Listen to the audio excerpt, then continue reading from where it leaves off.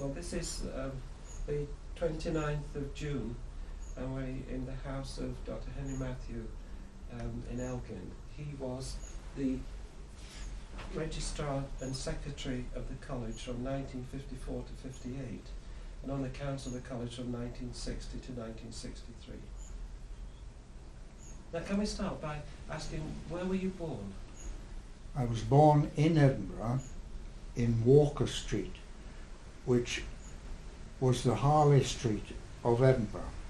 It's just at the West End. If you're going towards the Haymarket, it's on your right, and this is Walker Street. Now, in the first 20 houses in Walker Street, there were 5 chief physicians of the Royal, 1 gynecologist, and 3 surgeons.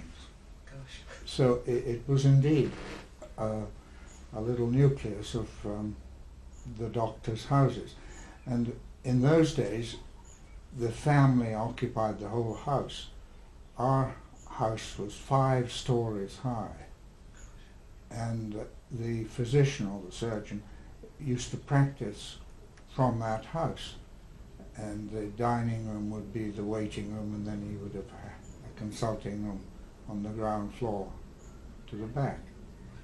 I remember as a boy, just after the First War, my father told me that Lord Haig of Beamerside, the dreaded general of the First World War, was coming to see him. And I remember seeing him walk through to the consulting room and then going into the dining room and feeling the chairs to find out which one the great Lord Haig sat on. So there were all these doctors, but the biggest one was Professor Russell. Professor Russell was married to a doctor. He had 2 sons who were doctors. He had 2 daughters who were doctors. And one of them, of course, is Helen Russell, who has recently donated so much to the college. So he outnumbered all the other chaps.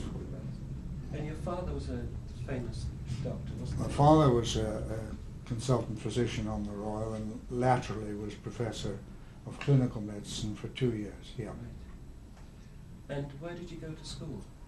I went to the Edinburgh Academy for 12 years. And did most of Walker Street go to Edinburgh Yes, Academy? yes. Yes. James K. Slater's family followed on as the next generation, and they used to walk down. And did the Crooms live in Walker Street? No, they lived in Rossi Terrace, which was about 200 yards away. Right. And what was the academy like in those days?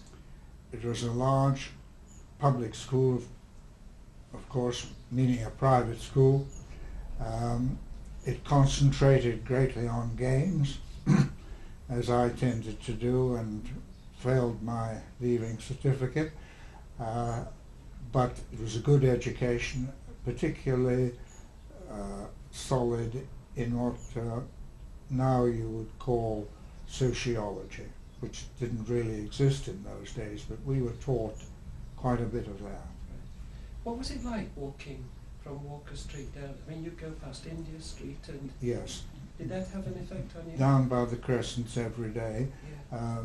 Laterally I went on a bike, but we used to gang up, a whole lot of us, and meet and race down the streets and that sort of thing. But were they huge contrasts as you walked down? I mean, it kind of Yes, came to because you had to go down Church Lane, which was full of poverty, and there was a pub which was at the bottom of the hill, which occasionally a chap would come out and not assault you, but mock you. Yes. And what games were you particularly good at?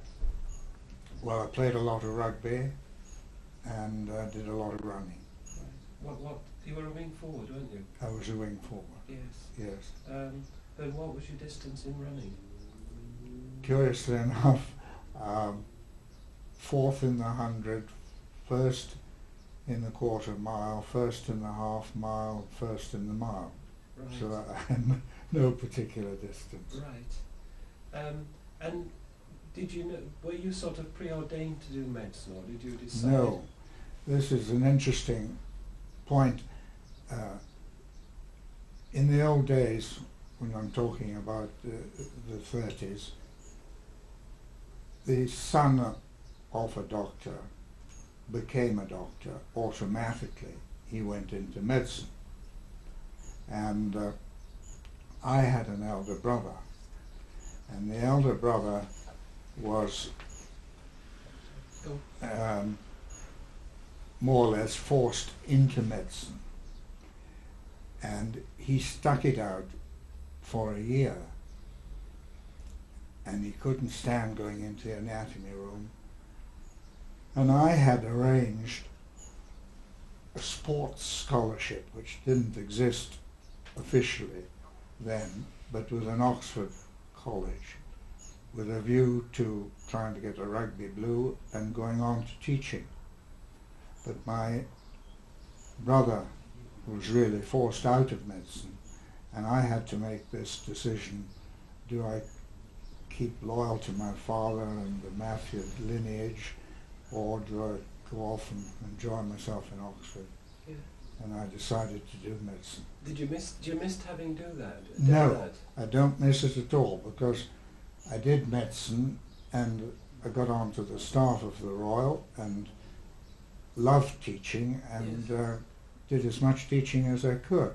So I really got the best of both worlds. And so, was this after you'd finished at the academy that you had to make this abrupt Yes, decision? in that summer that I was going to Oxford in the October, and I had to go to university instead.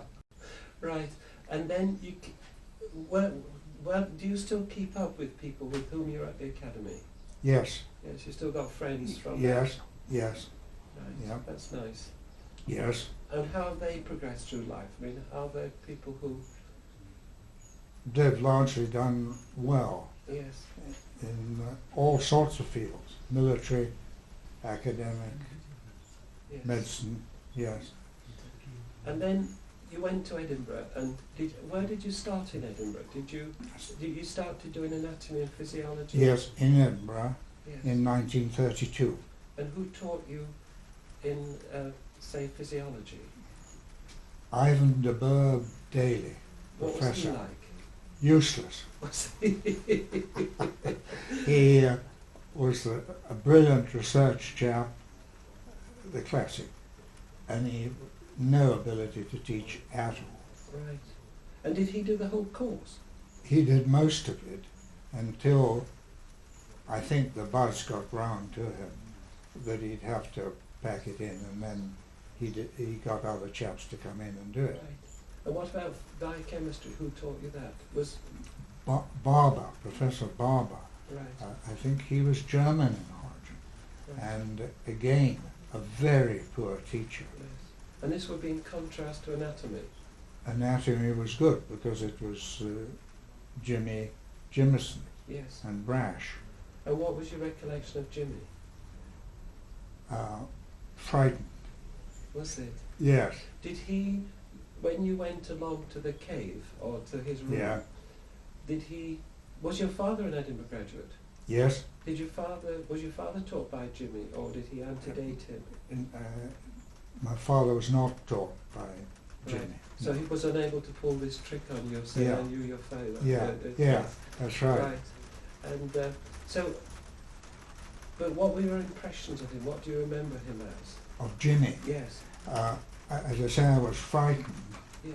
but I came to recognize him as a very kindly, understanding man, because I had difficulty with anatomy in the first year, Right. and he took me in hand and got Bob Walmsley All right. to give me special coaching, Right. and then I did perfectly all right. I think my fault was that lay partly with the academy. I was not taught how to learn from university lectures. Right. At the academy, one was much more spoon-fed and helped along. Right. In university lectures, well, you just go there and you write it all down and you have to digest it yourself afterwards. Yeah. A totally different form of learning, Yeah. which the academy never ever thought of trying to teach me. Right. Right. And what were you? So I did badly. Right. I failed in every subject in the first year.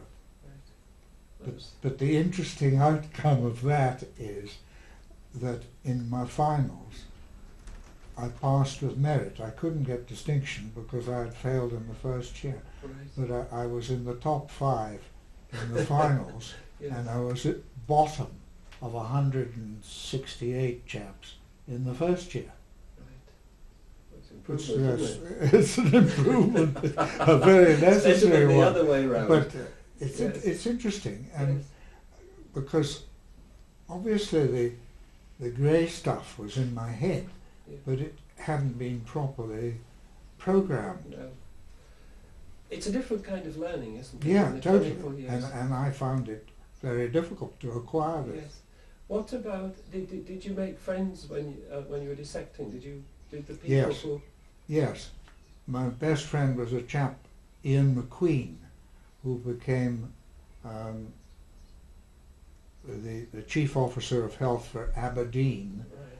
and you may recall the scare with corned beef, and Aberdeen was at one time shut right off from the rest of the country. Right.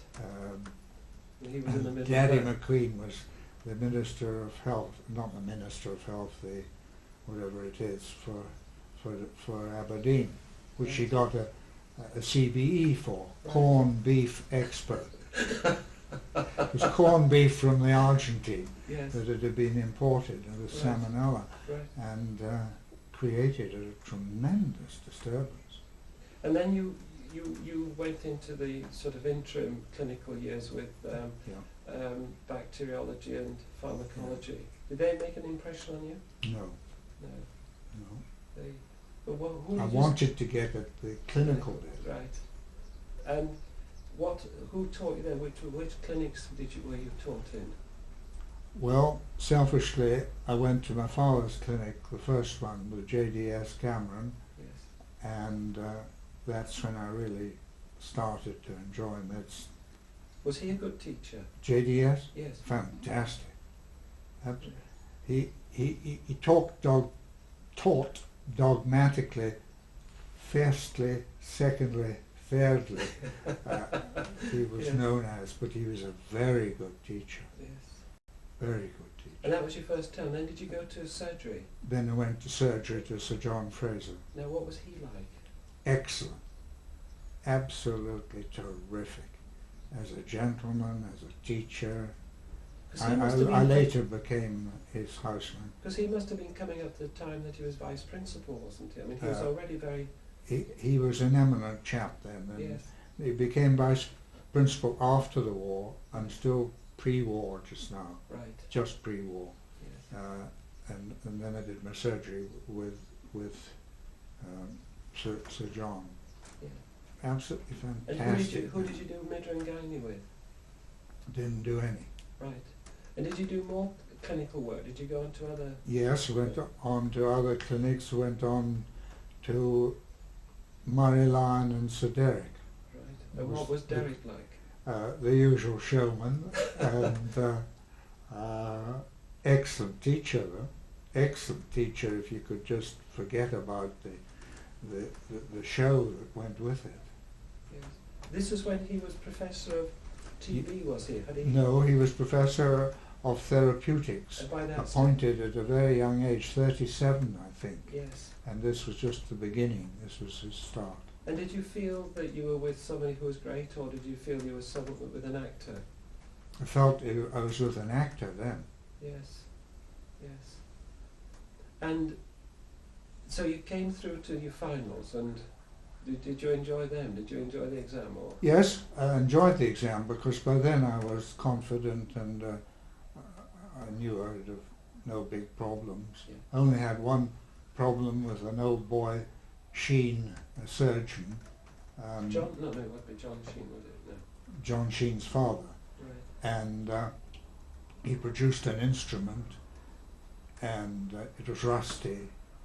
And he said, "What is this instrument? We used to be tested in instruments." Right. I said, "I've no idea, sir, and it looks so ancient, it hasn't been used for a long time, so it can't be of much value."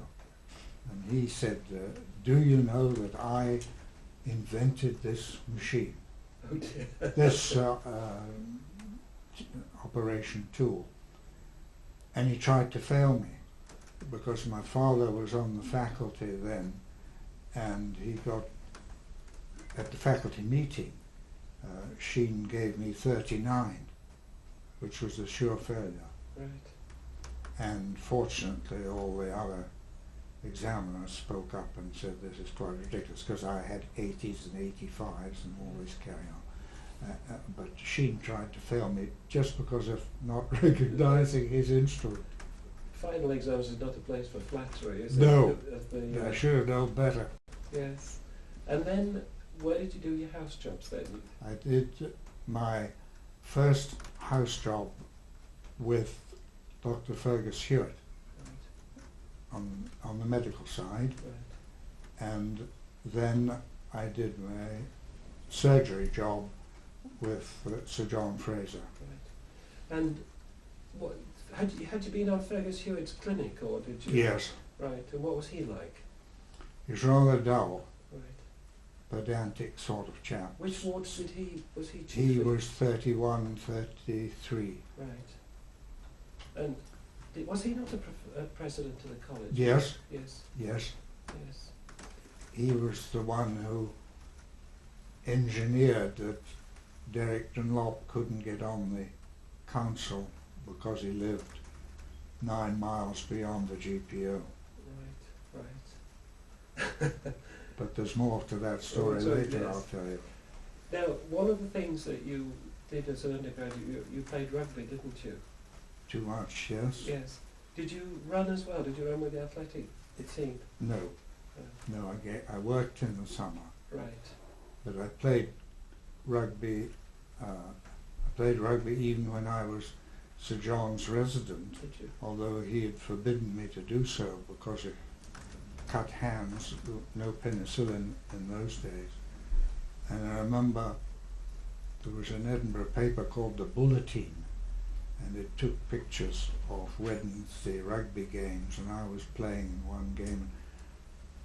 I was steaming down the touchline, and my photograph appeared, but I always played under an assumed name, so that I might not get round to Sir John. And I played as Jock McPhee. Right. So when Sir John came into the doctor's room the next morning, he said, good morning, Dr. McPhee." That's all he said. Quite enough. Who did you play for? Did you play for Edinburgh You Academical. played for the Academics, you didn't play for university? Well, this was something which I thought was rather bad. The university, when they played strong opposition like Oxford or Cambridge or the United Colleges, would drop their usual chaps who'd fought away for them every Saturday and bring in their other Edinburgh chaps from Watsonians or Ackies or something like that to strengthen their team. I thought very tough on the regulars, Right. but I enjoyed the games. So you didn't get a blue, No. but you got a trial, didn't you? Yes, And what year was that? I mean, whereabouts were you? 36. 36. 36. Yes. Abdication year. Yeah. But I spoiled myself with the Scottish selectors because firstly I refused to be weighed because I was a modern wing forward, or rather about the first of the wing forwards. used to be that the Scottish team was 14 stone plus every forward. Yeah. So I was 11 and a half, so I refused to be weighed. And then I was interviewed afterwards by the selectors and told that the job of a forward was to get his bottom down and shove and get the ball, etc. Whereas I wasn't even in the scrum, I was standing off the scrum. Yes. And I said to the chairman chap, well, excuse me, I'll just play the game as I and my club wish it. So Do you regret that? Would you not have given your right arm to have run out for Scotland? Yes, I would have. Yeah. I would have. But I felt it wasn't his place to tell me that. No, it's a great dilemma, that, isn't Yeah. it? And who did you play on the Wednesday? On the Wednesdays you played for the Wayfarers, Wayfarers, which yes. was old boys from Glenarmond, Loretto, Fettes, and the Academy. Right. That was a good side to play for? Yes. Yes. Yeah. Yes. And then when you did your house job, how did you enjoy those? What was particular about those? Well, I enjoyed my surgery house job enormously. Yeah. It was in the days when there was just one houseman to each charge. Yeah. But I didn't find that terribly exacting, and I wasn't so tired that my dear patients suffered. I'm sure I wasn't. Yeah. I managed to cope all the time. It's interesting, I started on the 1st of October, and the first day I was out was on the 4th of December. Gosh. Yes. And what about you? Who did you work with Fergus Hewitt? Who were your... John Croom was the clinical tutor, Right. and Richie Russell was the junior chief, who became a famous neurologist in Yes. Ulster. Right. So this was the beginning, or had you already met John Croom? Was he already... I had friend already with you? met John, yes. Yes. Yeah. So when you finished your house jobs, what did you do after that? I went to Great Ormond Street for another surgical job. Right. Had you in mind doing Because a surgery? I was going to do surgery, and Sir John Fraser had signed me on as his private assistant when I had finished with Great Ormond Street. Right. And I finished in Great Ormond Street in the end of June 39, Yeah. and did less than a month with Sir John as private assistant, because I was in the Territorial Army and I was called up. When did you join the Territorials? When I graduated 2 years previously. Right. And which regiment were you in? The RAMC. Right. Oh, right. Yes. A lot of the Edinburgh Royal staff were in the Territorials. Right. And was that based at the back of Sandy Bells? Was it already based at that? No, it was in Gilmore Place Drill Hall, Right. where we met and trained, and as I say, I was called up, so I never really assisted Sir John beyond a short 3 weeks, and that was all of my surgical career. It's one for Because- a month. Yes, Yes. and I wanted to be a surgeon Yes. very much, very strongly, and but being a territorial, I was called up, and I went in largely into an administration of what was called the 11th Second Scottish General Hospital. On the Sunday war was declared, we moved down to Peebles Hydro, which we had a reconnaissance previously, and we took over Peebles Hydro there and then as a hospital. Right. All worked out before. Right. We And then each what- knew our jobs. Right. And then what did you do? What happened after that? Well, I was what's called the company officer, the adjutant to the unit, Yeah. so I got no surgery, no Yeah. medicine for that matter. And we then went abroad to the Middle East in 41. So 40 was mostly spent, if you like, in an administrative role. Yep, Right. and similarly out in the Middle East. Right. Where did you go to in the Middle East? We went to Palestine, and this Scottish General Hospital formed the biggest hospital in the Middle East by far. And this were troops being brought in From the Egypt? desert, yes, and taken up right up north. We also had a lot of casualties in the Syrian war, which really no one has heard much about. No. But Syria was Vichy French, Right. and was a thorn in the side of the British Army, because they didn't know when they might not just come through into Palestine and into Egypt. Right. So there was a war against the Vichy French, and a very, very cruel war. For some unknown reason, the authorities pitted the Free French army against the Vichy French, Oh dear. and the mutilization of bodies that went on, everything that you can think of was cut out. It was appalling, and they took no prisoners. Where were you based in Palestine? Where was the hospital? Quite near the main airport at Jeddah, about 20 miles from Tel Aviv, Oh, right. just in the orange groves. Right. And was that pleasant? Was that? It was pleasant, and it was hard work. Yes. It was hard work, because we were coping with a huge intake and output. Yeah. And then, did you spend the whole war there? Or what? No.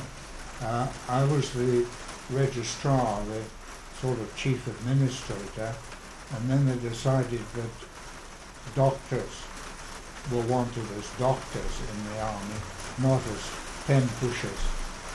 So I gave up being registrar and joined the field ambulance, Right. And where did you go? and with again got no surgery. that? And where did you go with the field? Well, I ambulance? joined the field ambulance in Egypt Right. at the time of El Alamein. Right. It will be obvious that the venue has changed, and this is because of the rain, and we've moved indoors, so we'll start again. And so, remember we were talking about the time of El Alamein and the Yes, I was posted from the General Hospital to a field ambulance which was stationed just behind the El Alamein Ridge, and there was panic everywhere, and we were given a movement order which simply said, proceed as far north and east as you can get. And this was within the Middle East. So if you think of geography just for a minute, as far north and east as you can get is right up to the Caspian Sea, yes. across Iraq, across Iran, and stop at the Caspian Sea, because we couldn't get into Afghanistan, and the Russians certainly wouldn't let us in. So we finished up on the hills of Persia, and we were a lost unit for months. We didn't belong to anyone, and everyone had forgotten about this particular unit, so we just camped there. We managed to get our supplies all right, and then eventually things began to You didn't move meet a up bit. with the Polish army? Yes, I was involved in medically assessing the Poles who had been prisoners of the Russians and were brought out from Russia across the Caspian Sea. And they were absolute physical wrecks. And my chief job was delousing them, which hopefully we did. And then they went off to the Middle East, to Egypt, and formed this magnificent Polish brigade. But they had to come out of Russia, and we had this job. They were the ones who came from the west of the Urals, as opposed to those that went up to Siberia. Yes, that's right. Yeah. That's right. And they were the ones that took Monte Cassino eventually. Yes. But you wouldn't have thought they could blow over a matchstick when I saw them. originally. When you were in Egypt, did you come across people like John Crofton and the like? Yes, I was eventually boarded home, which we may come to a wee bit later, and met John Crofton then. Yes. So when you came back from your holiday in the Caspian, did you? Yes. Where did you go to then? I then got the order that I had wanted and worked for, which was to become ADMS, Assistant Director of Medical Services, to the 51st Highland Division. Right. This was my ambition. And this was before the invasion of Sicily. And I got a posting order to go to Benghazi or somewhere and join the 51st Highland Div. That must have been exciting. Yep. So I took off from my holiday home, and when I was crossing the desert in Iraq to get to Damascus, I got dysentery, very bad dysentery. And for instance, when I was on the road from Damascus to Beirut, I sat on a 30 hundredweight truck with my bottom outside the back of the truck and leaving amoebae, unfortunate it was amoebae, leaving amoebae all along the Damascus road. So I got to Beirut and I was still very sick. So I thought I'd best go back to my old hospital in Palestine. So I got on a bus and went down to my old hospital in Palestine. And they took me in, and I had various complications. I had amoebic appendicitis, which is a rarity and which required operation. And fortunately the surgeon who did it knew that you shouldn't invaginate the stump of the appendix, and I survived.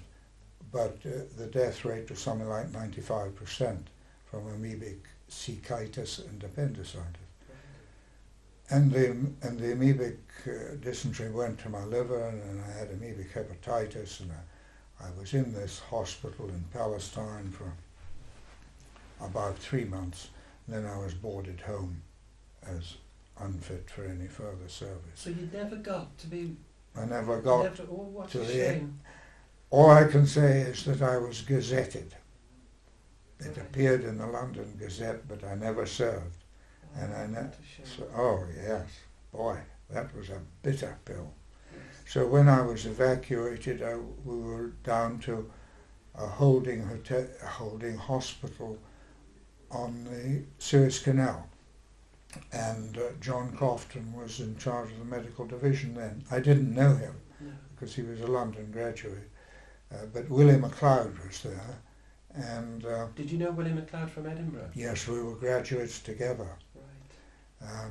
And Willie and another chap did an immense bit of fiddling, and the stage of the war was that now Sicily had been conquered, so the Mediterranean was open for the first time in 4 years. And I got, thanks to Willie and one other chap, I got onto the first hospital ship that went through the Mediterranean. Previously you had to go around South Africa and get home that way. Right. But I got on this hospital ship and was invalided home. So you came back to Edinburgh? And So I eventually came back to Edinburgh and went on being treated for amoebic hepatitis and amoebic dysentery, and then I discovered I had malaria as well. And eventually I was boarded out of the army. What year was that? 44. Right. And you must have been quite poorly by then. I mean, Yes, I was down to 9 stone Yes. and poor physically and poor mentally too, Yes. exhausted Yeah. And disappointed. and desperately disappointed. Yes. So I was boarded out after D-Day. Well, after D-Day, I remember D-Day, I was sitting on the lavatory, as was my wont when I heard the announcement of the D-Day landings. And then I was out, and I had a pension of £200, and no job, nothing. So I went round to the BMA and asked about jobs. There's nothing going in the hospital line because they weren't paid then. And I was told there were a number of practices available, but the first thing I must do is join the BMA. And I said to the secretary, well, I'm sorry, I've been fighting little Hitlers up to now and I can't take another one. So I put up my own plate in the West End, in Douglas Crescent, and immediately attracted a small private practice of my own, which managed to make ends meet. Then I got on to the Royal. How did you do that? Did they write to you, or did you write to them, or? I went to see Dr. Small, and he said, I think I can take you on, but I've got one further step to analyse. And he analysed the further step, and that was that he'd made a promise to Ronnie Robertson's father that he would take Ronnie on as his what were called clinical tutors in those days. So I then went and asked Dr. Gilchrist if he had a vacancy, and he said, yes, I'll take you on as my private assistant and clinical tutor. And that got me £75 a year as a senior registrar. If I could just enlarge on how doctors got money before the health service, there were 8 charges on the medical side, so there were 16 consultants, but there was nothing like the practice of consultant medicine to cover 16 consultants, and they were all at each other's throats. In those days they would pass in the bottom corridor and never speak to each other because the competition was terrific. So most of the chiefs in the Royal also had a small general practice. But the thing that really supported the Royal and medicine in Edinburgh was the insurance offices. And the great thing was, for when you were a chief, there were 8 insurance office, head office insurances in Edinburgh, and the competition was to become a chief medical officer, which is not a job of just examining clerks and all the rest of it. It's doing actuarial work and assessing risks. I eventually became one, and it was a very good job, most challenging. But these consultants were all at each other's throats to get one of the 8 jobs, and when some chap retired or died, the competition was terrific. They tried to attract the man away from the Standard to the Scottish Equitable or something like that by stepping up his salary. And so what I'm trying to emphasise is that Edinburgh medicine at the consultant level was really subsidised by the insurance companies. The junior chiefs wouldn't get consultant work. They were chiefly demonstrators in anatomy or physiology or that sort of thing. You did all sorts of odd jobs, a lot of coaching when I was pre-health service clinical tutor, a lot of coaching. There was a very big class run by it was John Bruce, and it was Ian Hill then. Of my year, 98% attended this cram course in the drill hall because you were terrified that you might not get through. But that was how they made quite a bit of money. But the great thing was making money, and it was very difficult. One of the real treasures was that if there was a rich American died and needed embalming, and if you were in with some in parlour, you might get the job of embalming and charging several. How much did you need to live on in those days? I mean, what was £75 doesn't mean the same today, does it? You needed about 400 to live on. Right. You know, and run a car. And raise a family. Then. And I had one of a family, yes, who, interestingly enough, was born 3.5. I didn't see him for 3.5 years. He was born 6 months after I left, right.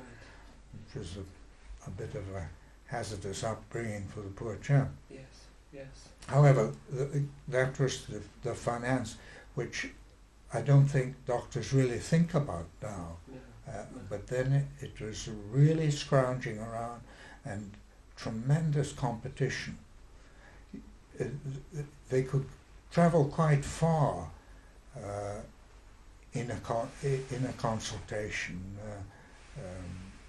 Even I, in 1952, when I had become a consultant, I was called to a consultation beyond Loch Ness, and you charge £1 a mile, so you're all right. Yes.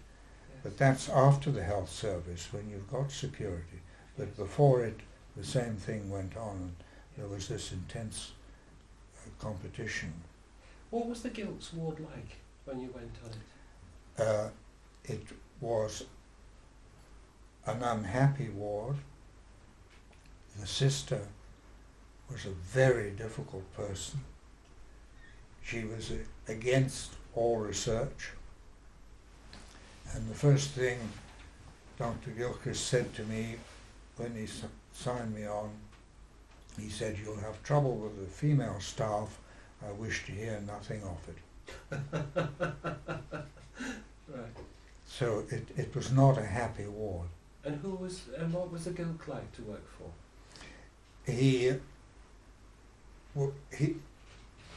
It was immense value to a young doctor to work for him, because he was a brilliant diagnostician.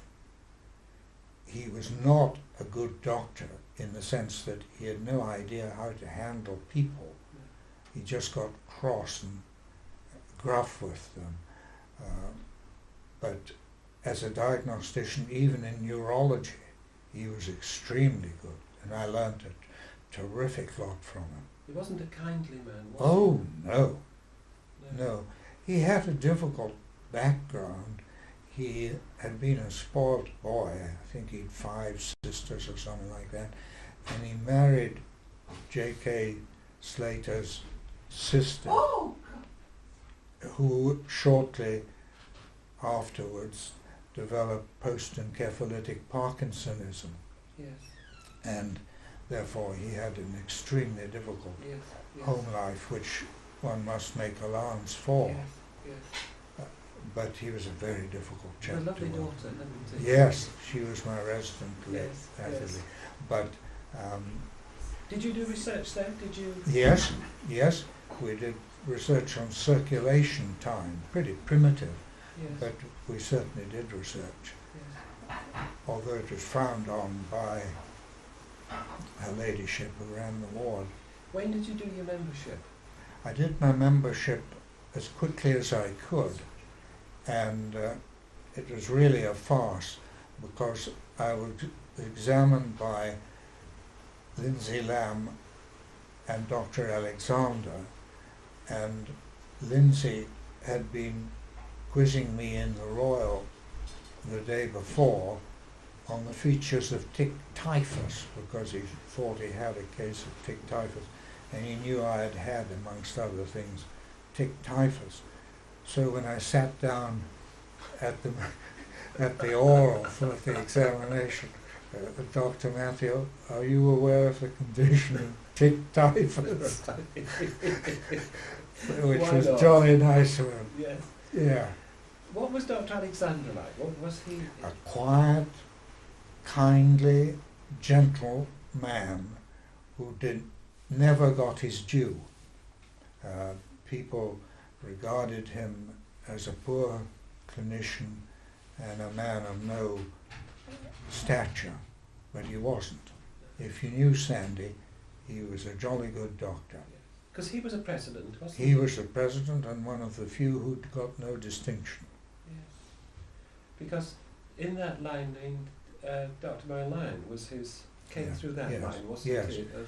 But everyone was surprised when Sandy Alexander took on the presidency, how well he did it. Yes.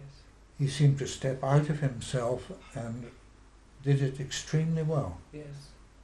And then what happened to you after that? Then I was with Dr. Gilchrist as a senior registrar when the health service came in. And what was that like? What was that? What happened then? Did the next day appear different? Or? The next day was exactly the same. Right. Exactly the same, except at the end of the month you got a check, right, which was highly acceptable. Right. I can't remember, I wish I could, what it was compared with my 75 a year. But there was really no difference that you noticed. No.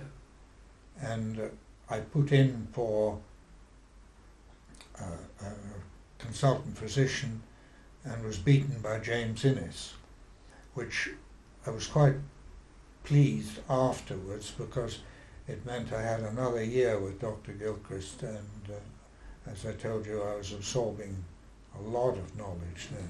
Was Bobby Marquis there at that time? Yes, Bobby was, I think he was a research assistant or something like that. Michael Oliver and Bobby were there, yes. And Ian Hill was the junior chief, but Ian Hill was also on the Deaconess, and we rarely saw him. Right. And Gilchrist and he didn't get on, and Hill would appear at 11 o'clock and say, "What am I teaching on?" and I'd tell him about the patient, and that was that. Was the Guild the president at that time? No. No. And was he the editor of Edinburgh Medicine? I think he was. But that's not something you The Edinburgh Medical Journal? Yes. No. No. And then when did you get to be a consultant? 1950. Right. That's a long wait, isn't it? Oh, well, it must have appeared a long wait to you, or did you feel that...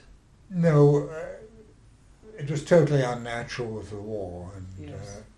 My wish to be a surgeon and then switching over yes. to medicine and this sort of thing. And which wards were you appointed to first? I was a supernumerary. They appointed me as outpatient physician. Oh, right. Yes. Yes. Which was a rock bottom appointment. Outpatients every day of your life. Right. With letters, as you know, to do. And I had no contact with the wards and therefore no therapeutic experience for 3 years. And that was in the outpatients in the car park? Or Yeah. just by the car park? Yes, by the car park, yes. with the big awning over And it. presumably different registrars coming in each day? Yes. Yes. I had a registrar of my own for a year, and I insisted he change after a year because that was no training for a chap. Right. And the ward sent down their team, their junior chief, Yes. and their registrar, which caused a lot of strife because they were supposed to come down at 10 o'clock, and seldom did I see them till 11, Right. and this wasn't fair. No. But And again, I learnt quickly a lot of diagnostic medicine. But you also must have made a lot of contact with Edinburgh GPs as well.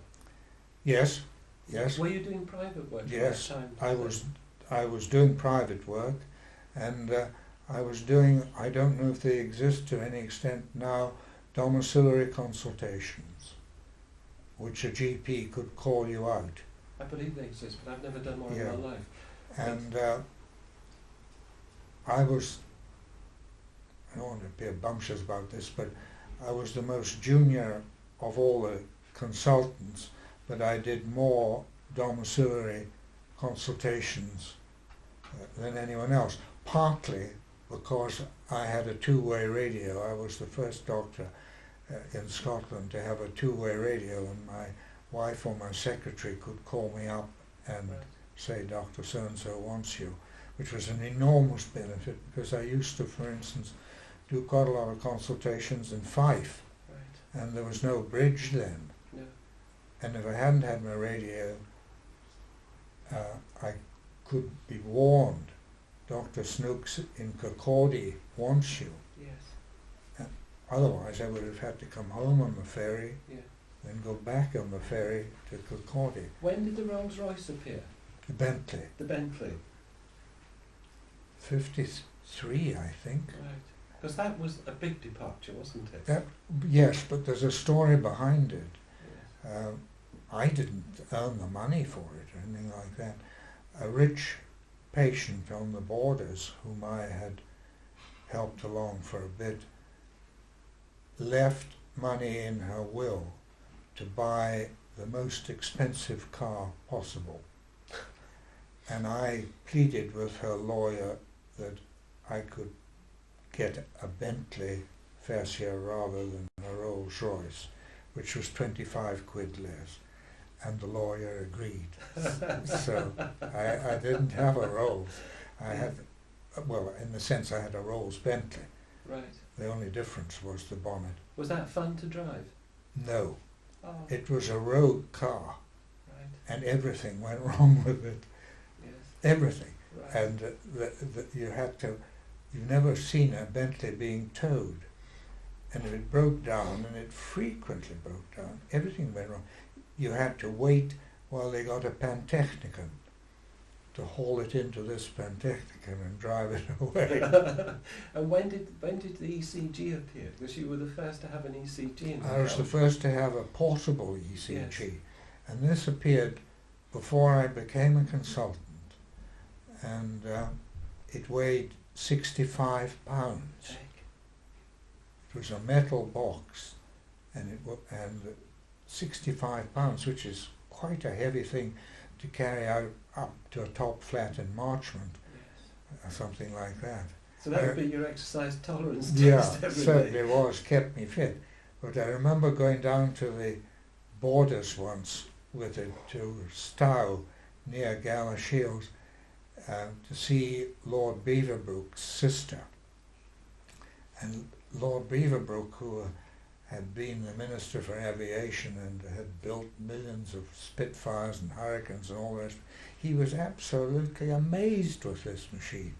He fiddled about with it, but his sister was on the end. What if I turn this knob? What'll happen to her? He was amazing, full of energy, Yes. and choking with asthma the whole Right. time. Right. But a most entertaining And then chap. when did you move from outpatients? What? After 3 years, I went to Derrick and Stanley and said, really, this is pretty tough going. No one had ever thought of changing me. Matthew was there doing a job, let him get on with it. But I said to both of them, I don't think this is fair to a young doctor. And they decided that the status of J.K. and Kelman Robertson's ward was steadily going down from the teaching aspect, and that it might be advisable to transfer me there and Kelman Robertson to outpatients. So he went out to outpatients, and I think he did 2 years and then retired. Right. So that's how I got out of it. Right. And how long did you stay in with J.K. Slater? I stayed quite a while with J.K., several years, and this perhaps brings us into Ward 3. Right. It started then, did it? It started, Ward 3 was the ward originally in the Royal for the delirium tremens in the big Florence Nightingale wards, and they would take them out and put them into this Ward 3 where they could shut their heads off and breathe in all the chloral and stuff like that. Yeah. And the Ward 3 used to be the province of the senior junior chief, so that no one got interested in it. because the chap knew, well, in a year and a half I'll be into my wards, Yes. so I'm not going to bother much about Ward 3. And this had gone on for 100 years. And that was why it was never developed. But J.K., in his wisdom, said, when J.K., inherited Ward 3, I'll keep it. And he kept it. But he used to claim that he was so lame he could never walk across to Ward 3, so he was seldom there. But his junior chief, which was me, got involved with it. And I got reasonably interested, although it was initially such strange medicine that one was rather frightened. Overdosage, drug addiction, delirium tremens, reaction to LSD, all these sort of things that really no one had gone into in any depth. And I thought, this is not for me. And there was the question of who was to get it when J.K. retired, although I'd been doing it for 3 or 4 years for J.K. And they had a meeting of the physicians in September, and they decided that I should be honoured with carrying on there. And when I came back from my holidays, I learnt to my horror that I was to be appointed to Ward 3. Solely? Yeah. No, with another clinical attachment. Right. And this is life. I wrote out a letter saying that in no way was I going to be involved with Ward 3. I'd done my share. It was quite enough. And I was walking across the duodenum to hand in this letter to the superintendent, saying that it was totally unfair to ask me to carry on, etc., etc. And I met John Croom, my friend and secretary of the staff. And John played the old boy trick on me, chatted me up no end and all the rest of it. And John won. And I lived happily ever afterwards. He was good at that, wasn't he? Yes. But if I had taken the lower route to the superintendent's office, you would still have met him. I wouldn't have got Ward 3. Yes. And how did you begin to think about that in the way that you eventually did? Well, when my name was put forward for it, and I'd met John Croom, and I said, okay, you can put me forward, but I want this staff if I'm going to do it. And previously the staff had been simply the chaps in J.K. Slater's, the resident and the registrar and the SHO. And I said, I want a registrar and I want an SHO for duty primarily in Ward 3. I don't want a resident because other wards can do that, but I must have this staff, and they agreed. So that was how the unit was set up. I had myself with sessions there and a very good supporting staff. But you took a radical view of the care of overdose, didn't you? By Yeah.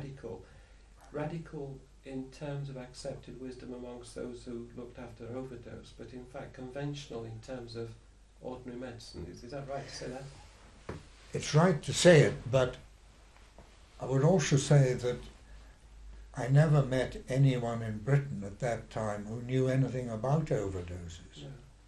because no one had studied it. And an overdose going into Southampton General got pretty short shrift. They got some treatment and were occupying a valuable bed and were kicked out the next morning. Yes. Whereas I also insisted that I had a consultant psychiatrist attached to me and a social worker attached to the ward. But there were things like forced diuresis and things like Yes. that, which you... Well, we started from absolutely no knowledge. yes. what drugs could be forced out, and only by trial and error did we learn what you could use forced diuresis on. Same with peritoneal dialysis. We just tried. Yes. And we had, of course, the support of the laboratory, which was very, very important.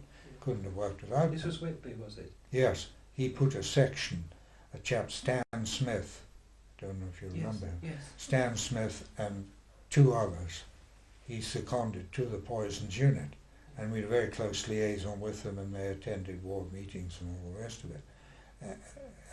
And they could tell us whether we'd been successful in a dialysis, etc., etc.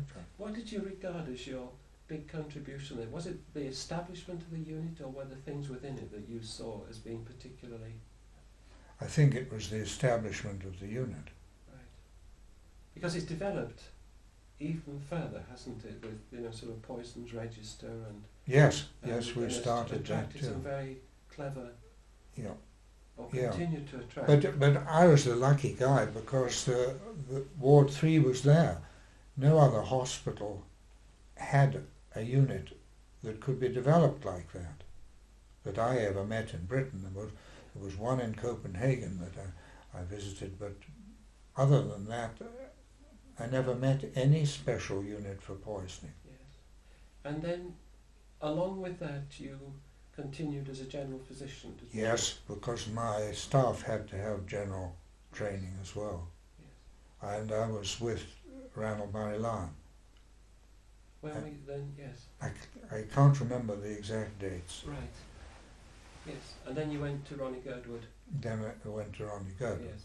Yes. And his resident had to share with my resident the night work, which they didn't like at all. No. Because, as I say, it's rather frightening. Yes.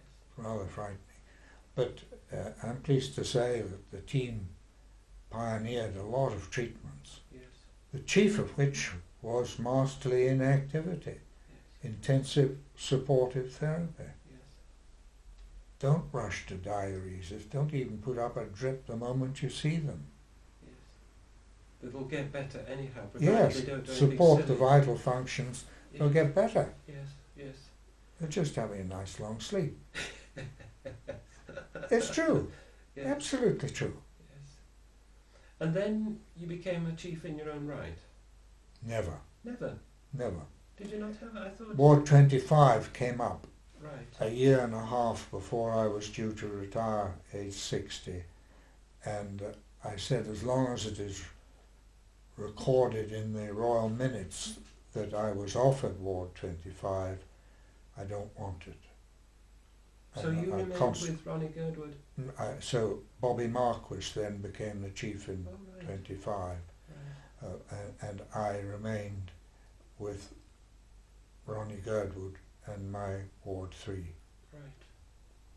Right. And it's, so in the early 60s you did your MD then, didn't you? In the, Yes, Yes, and that was on the poisons unit. that was on over 1,000 cases of poisoning, Yes. which the referee, I better not name him, no. The referee said a great deal of this should be published. It is really basic work, etc., etc., etc., and must be published. The thesis was my published work. So he obviously knew his field very well. I didn't get any commendation or anything. Did you mind that? Yes, Yes. my father had a gold a gold medal for his thesis. Yes. Right. Did your son do an MD? No, No. he hasn't. No. He hasn't. Yes, I did mind that because an assistant of John Bruce's had done 8 splenic transfusions through the spleen or something and got highly commended. Yes. And Brotherson's daughter, who'd done a fairly simple exercise on taking blood samples at the slaughterhouse got highly commended. Right. Yeah, so it was a fairly high profile to be putting in an MD at that stage in one's career as well, wasn't Yes, it? yes. Yes.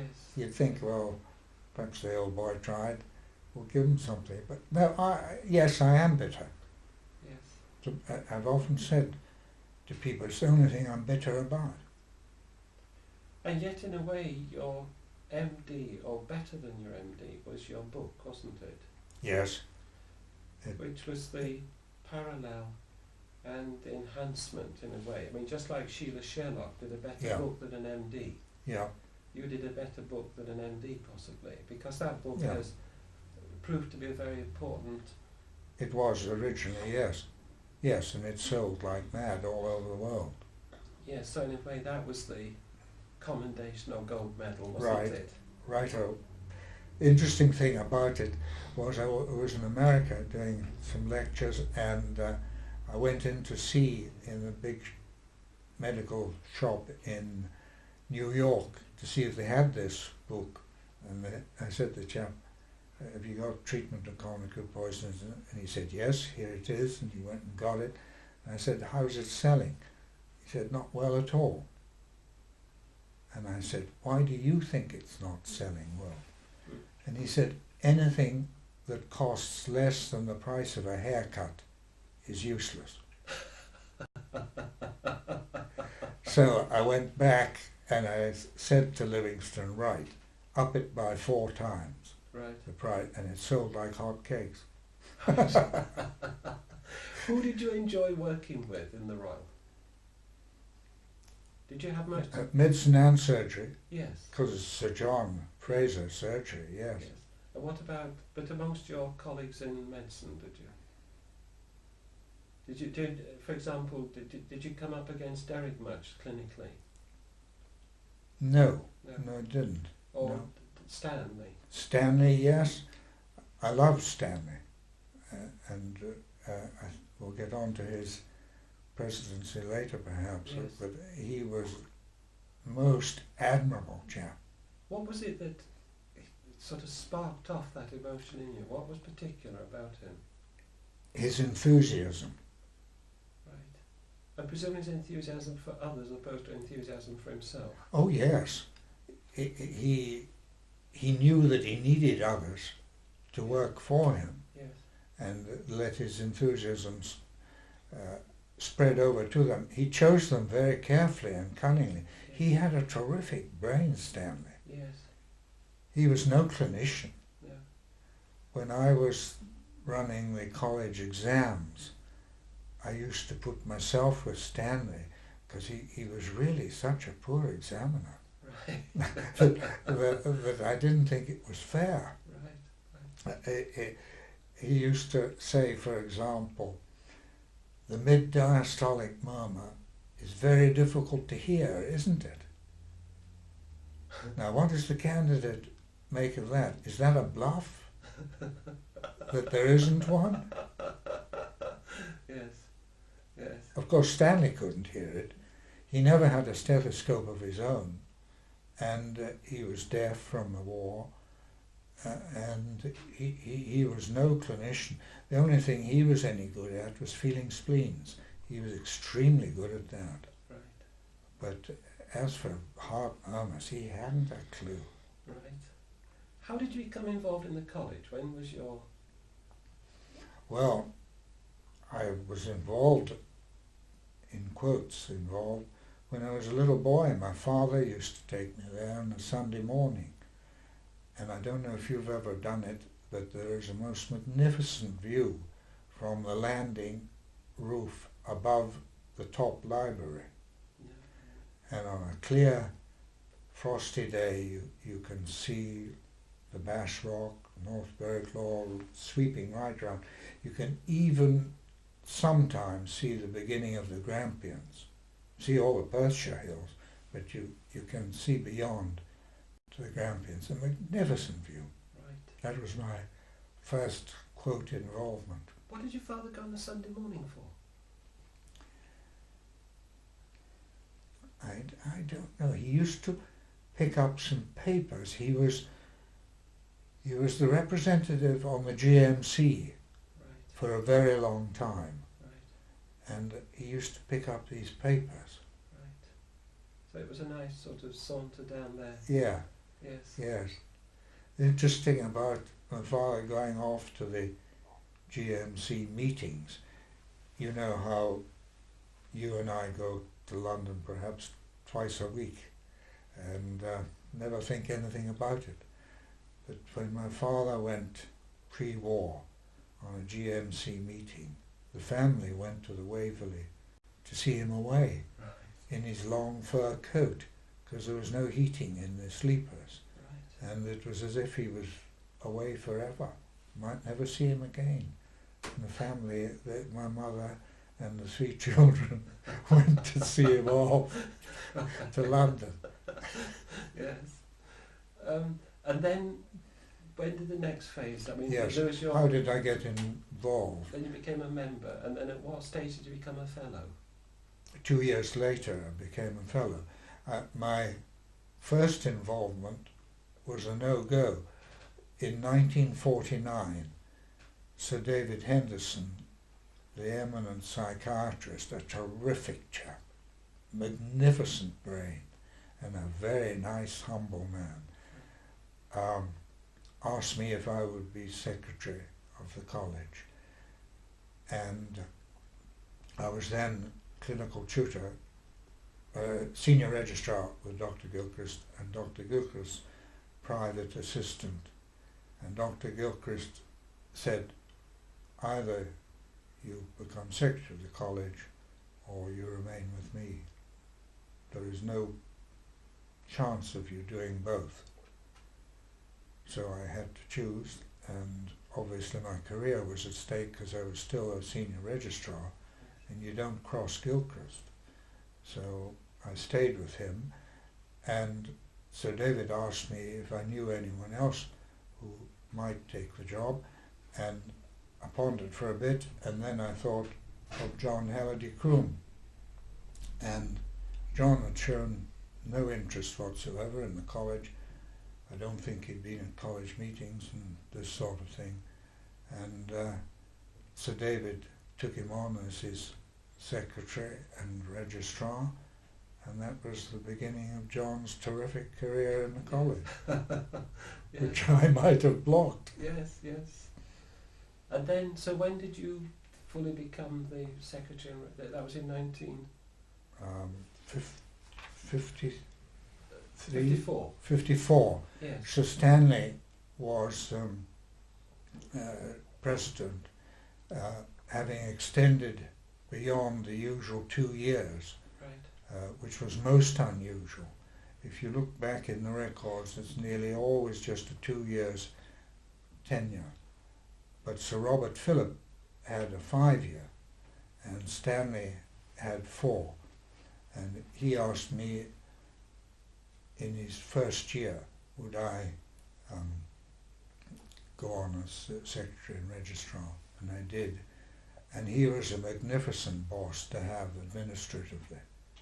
He was involved in a lot of other things, of course, but he left you to get on with it, and anything important one naturally took to him, and all went very smoothly.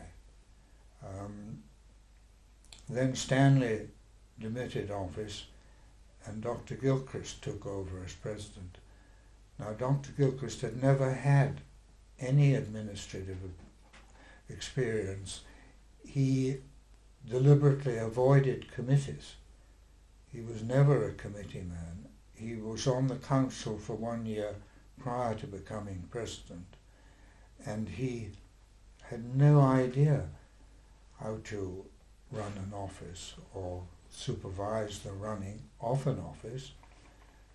For instance, after the first week, he insisted that I take all the college mail to his consulting room in Murray Place. Now, I was a busy consultant, he was a busy consultant, but this great lump of mail had to go to his consulting room, and we went through it. and he said, do this with that and do that. I didn't pay any attention. I just collected it, and then that afternoon dealt with it as I saw fit. But that went on for 3 weeks, and I told him that this is just not on. And he agreed, because it was perfectly stupid. But that's an example of a chap becoming president with no administrative experience at all. What was Stanley like as a president? Terrific. And what was Stanley had so many contacts. Yeah. This was the important thing. He knew a lot of the London people. Yeah. And prior to Stanley, we were very much the poor relations of London. Right. Very much. But Stanley, and then Miss Gilchrist, and then come to JDS Cameron, he had enormous number of contacts from the war in London and in England, fellows. And the college really blossomed then with Stanley. What were the functions of the Secretary and Registrar in the early 1950s? Well, if I may go back just a little, the functions of the Secretary and Registrar in the Tommy Graham era, who was the librarian, were virtually nothing, because he administered the college. And for instance, the Secretary and Registrar never appeared at the examinations in the college. When I set the membership, it was Tommy Graham who ushered us around the place, and Tommy Graham who announced the results. I never saw the Secretary and Registrar. Then Tommy Graham left, and I think it was Mr. Jolly who became the next librarian, but didn't represent the Scottish GMC, which was Tommy Graham's main job, being the representative of the GMC in Scotland. But that, I think, was dropped with Jolly becoming librarian. And it was now a younger type of secretary and secretary and registrar that was being appointed. Previously it had been Dr. Slater, perhaps 20 years older than me, and the college was not a very active place. It was sort of regarded as an Edinburgh men's club, but it was developing, and the librarian gave up the administration and went about his librarian services. So the secretary and registrar had to deal with all the correspondence that came in. And what sort of things, I mean, how many people, for example, were sitting the membership at that time? In the 1940s, very few. And at the end, in 1945, there were 12. Right. And then it suddenly steamrolled after that. And when you were registrar, what would be the sort of numbers that you were dealing with? We went up to the hundreds, well into the hundreds, and it was in my time that we had to start sending candidates over to Fife, through to Glasgow, down to the borders. So it was quite an exercise. How did you find time to do all that? Very difficult, very difficult. You burnt the candle at both ends for a long time. And how many exams were there a year? 4. 4. And so that with each one you had an elaborate plan to have them Yes, follow? very elaborate plan, Yes. with a lot of transport arrangements, taxis to meet the train at Glasgow Central to take them off to Glasgow Southern, and some off to Glasgow Victoria, or some off to Glasgow Royal, and our foreign friends used to get all mixed up and arrive at the wrong hospital. And how many overseas were there at that time? Was it mostly overseas? Or? Yes, mostly overseas. Right. But of course there were a lot of British graduates who delayed the membership because of the war. Yes. And what was the pass rate? Was it the... About the same, 30%. Right, right. And there was a special subject at that stage. Yes, but if I may correct you, a selected subject. Selected subject, right. Because it was never a special subject, and it was never that if you got through this selected subject you were a specialist in endocrinology. Was that an ancient thing with Edinburgh Yes, membership? and the rules varied, but at one time when I was registrar you could take the membership 1 year after qualification, which made a nonsense of anyone calling it a special subject, because how could you have special knowledge after 1 year? It was merely that you, the candidate, selected a subject from a whole list that the college presented, and you professed some extra knowledge in that selected subject. Right. And were the majority of the people coming from overseas, from India and... The majority, I would think, yes. Yes. And, right. And then, what was the function of the secretary? I mean, were there a lot of committees to service? Yes, yes, particularly the council, right. but also other committees. Library committee, the secretary used to serve it.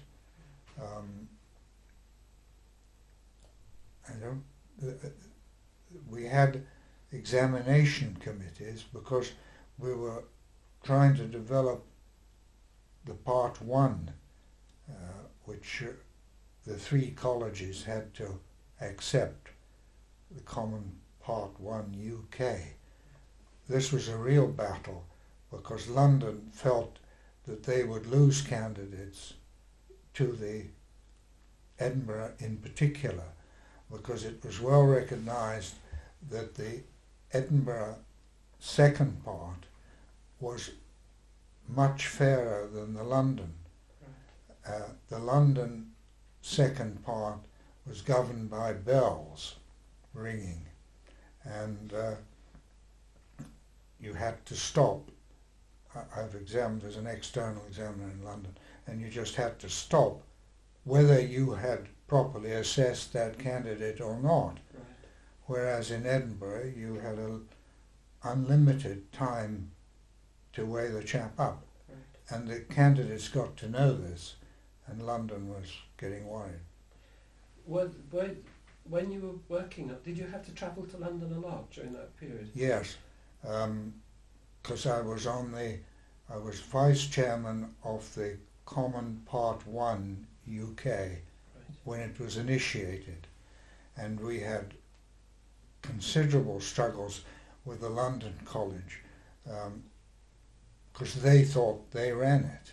Right. And I can remember that for perhaps the first year they insisted on sending out all correspondence on London College paper, and I eventually laid down that if at the next meeting the papers in front of us said London College of Physicians, Common UK Part 1 membership, the Edinburgh delegation, which was myself, R.F. Robertson and a chap MacLeod from Aberdeen, would not take part. And we didn't. Right. And the next time the paper was changed to Common Part 1 UK membership. What was the developing philosophy of the college then? The developing philosophy, I think, was expansion, to try and make ourselves better known. Because, as I said earlier, we were very much the poor relations of London, and London really didn't care a hoot about Edinburgh. But with Sir Stanley and Sir J.D.S. Cameron having liaison with eminent London chaps who could talk to them and stand up to them, we expanded in that way. And what was the nature of that expansion? Was it an expansion in the number of people? In numbers. Numbers coming to sit Yeah. the exam? Yeah. And it wasn't... was it an attraction to the selected subject, or was it the attraction to the quality of the exam, or the... It was the quality of the exam. The selected subject was dropped Yes, when the Common UK Part 1 came in. right. We dropped. And you were secretary when that happened? Yes. Right, right. And that was a traumatic time, was it, already? No, it was, you go with the times. And obviously it would be to our disadvantage to have an extra bit of the exam. Yes. So we just cut it. And how did Stanley take this through? I mean, was he, did he have visions for the college other than the expansion into other, or was he very much a creature of the time? No, he had visions for expansion, just as he did with the Edinburgh hospitals. Right. Yeah. Do you think he was as successful as, say, he was with the Edinburgh hospitals? No.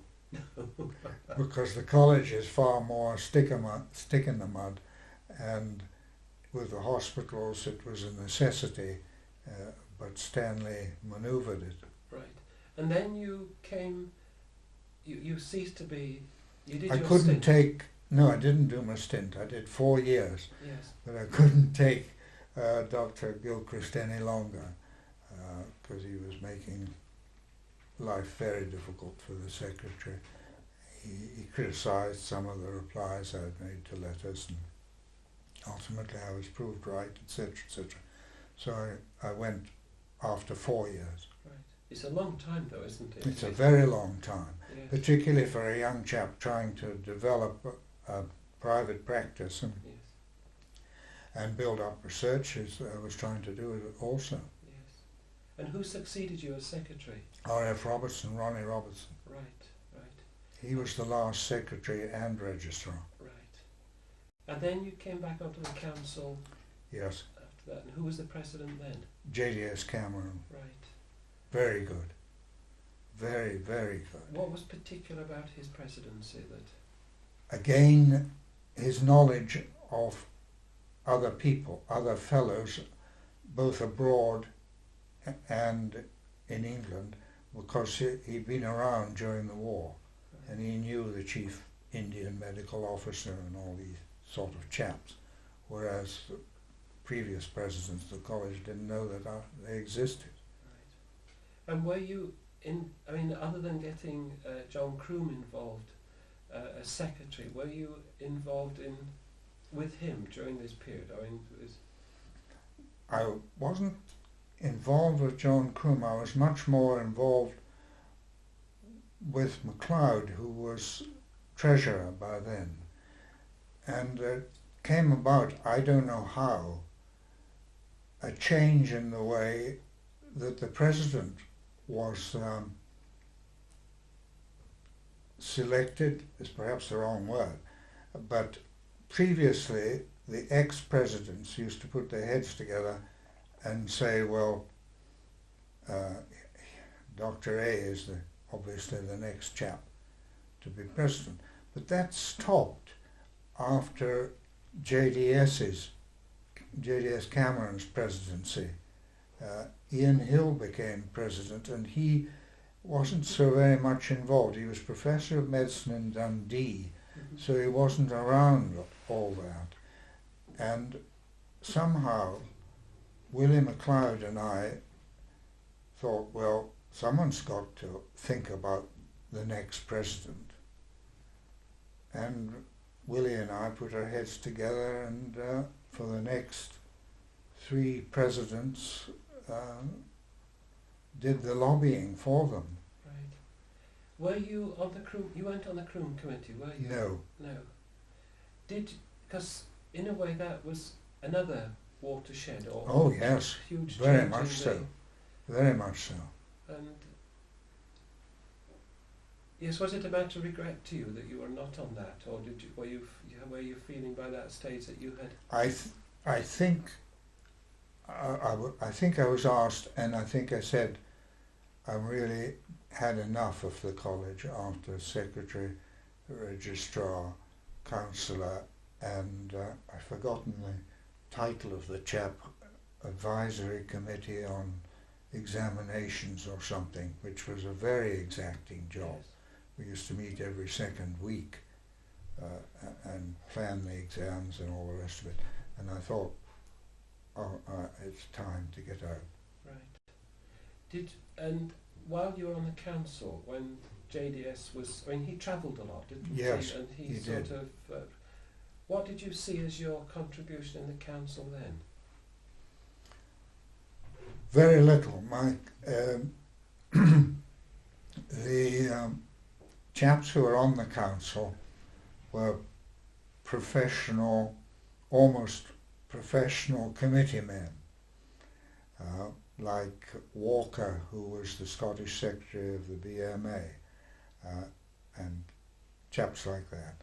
And I couldn't compete with that sort of talking that went on till 9 o'clock at night, which they enjoyed. Yes. And what was that changing the college from being a, if you like, a gentleman's club into a different organisation? Yes. To it was expanding. yes. It was expanding. And right. They did away with this 7 mile or 9 mile limit, for instance.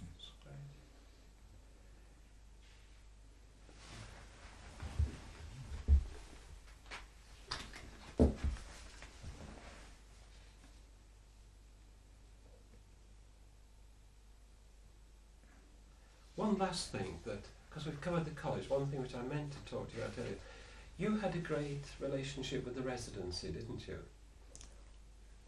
Yes. Did that carry on from when you were a resident? I mean, there was the ward rugby, which I think owed hugely to your involvement, didn't it? And you were an enthusiast. At one time, yes. Yeah. And This is pre-war, though. pre-war. And after the war, were you not? I mean, I seem to remember a ward that you were involved in winning the cup, and that didn't go past unnoticed. Yes, that's right. It was duly celebrated.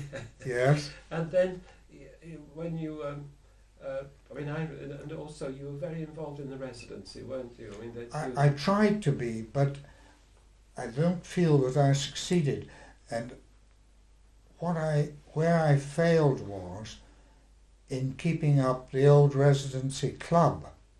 There used to be a club of old residents.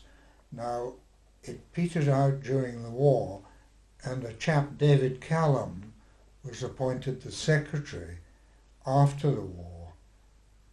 And frankly, he did nothing about trying to resurrect this club. I was treasurer, but I couldn't do anything about it. Right. And it was finally wound up, and the silver was given to the archivist, some quite good silver. Now, talking of silver, you brought two Yes. beautiful things here. This one is a silver salver which was given to my father by his old residence.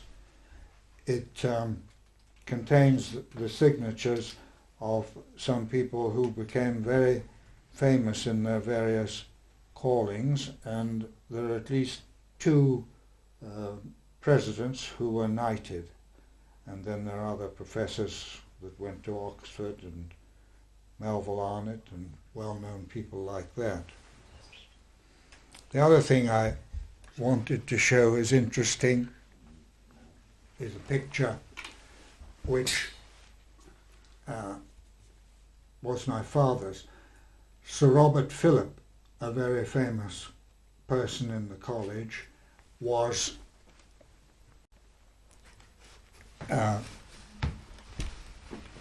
looked after by my father as his personal GP, if you like.